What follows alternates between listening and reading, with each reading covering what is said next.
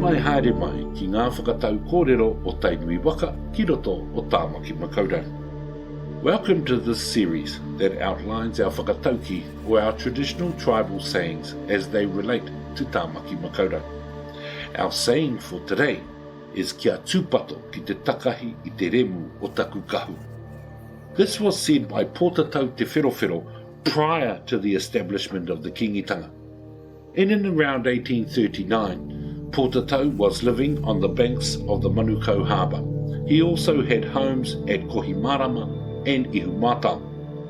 He said though, in 1844, he became the protectorate of Auckland, especially because his friend Sir George Grey had asked him to do so.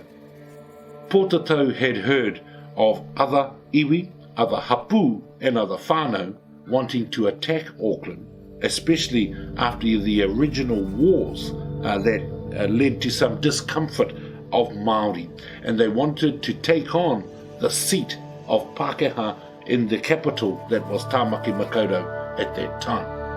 And so Pōtatau said from his home at Pukekawa in the Auckland domain, kia Tuupato ki te Takahi I te Remu o Taku Kahu.